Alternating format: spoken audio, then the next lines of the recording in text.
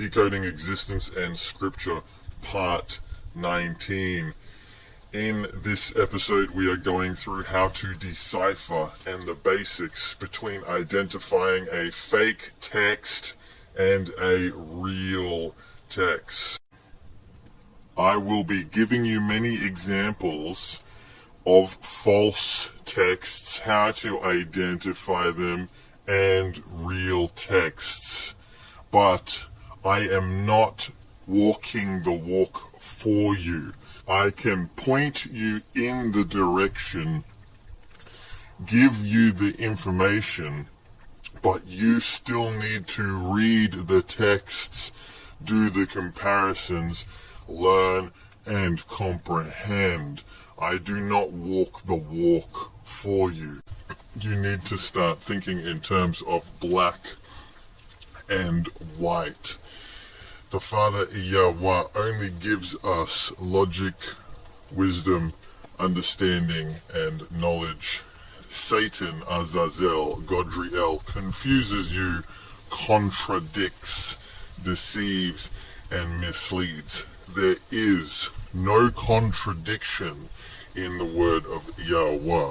All of the correct transliterated scriptures do not contradict. There is not a single line of words out of place contradicting in any kind of illogical or contradicting sense.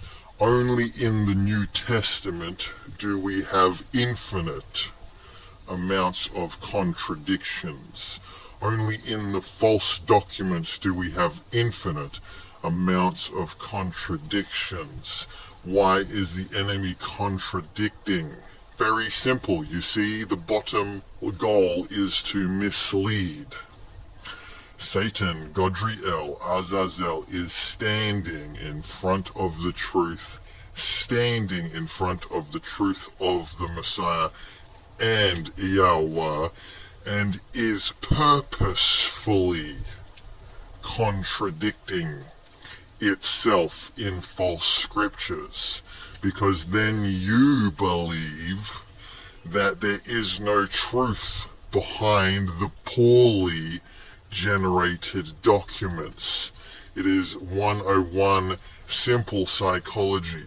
Contradict my own documents so much so that people are dissuaded, pushed away from the truth, infinite contradictions, and therefore is misled and do not find the truth.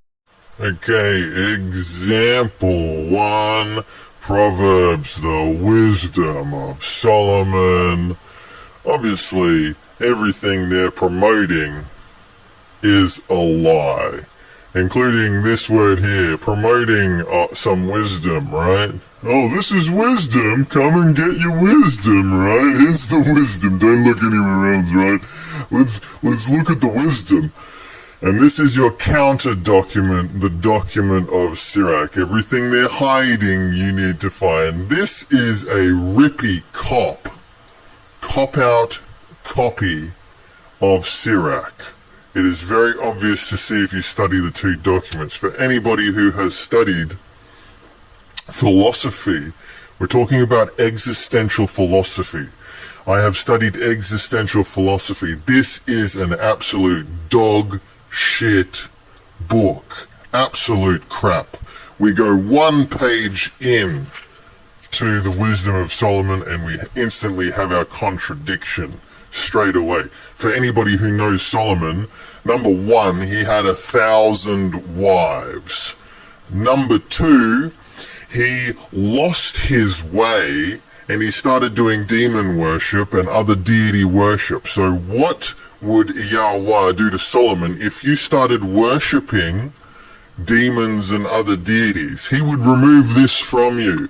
So we're already skeptical of this being a book of wisdom, because Solomon went against the Father Yahweh. The Father, the white, the light, is the only person who gives you knowledge, wisdom, understanding, etc. To go against him, the Father can easily confound you, distort your mind, baffle you with dribble. So we're one page in here, and Mr. Solomon, so-called Solomon, is promoting marriage.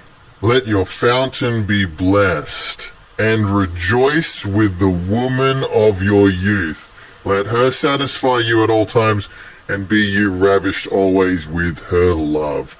One page in, bro's talking about marriage and being celibate to your partner, to your wife. Man was not rejoiced with the woman of his youth. He married 1,000 women. He was not satisfied at all times by her. He had 1,000 wives, and he was not ravished always with her love. He was ravished with 999 other women. So just here, let me just go through the other 2 points in here for you real quick. So man's talking advice he knows nothing about, talking about how a prudent woman is from Yahweh. What about your prudence? What about your prudence, Solomon? Did you have any prudence and control and self-respect? And then man's talking about, in here again, once again, who can find a virtuous woman? Virtues mean living by virtues, chastity. So man's talking about chastity, man's talking about having virtues and living by, is seeking this in a woman. He's seeking prudence and virtues in a woman, and he's a man of no prudence and a man of no virtues. So what can we already gather from this text? It's bullshit. There's only 2 things we can gather from this text. 1, it was not written by Solomon. There's only 2 options.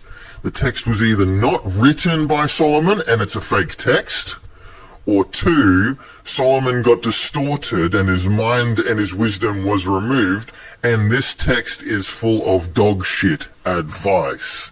So you need to read the wisdom of Solomon and see the absolute garbage, and then we go to the real text, Sirach, and we are enlightened with real wisdom, and that is why it is hidden.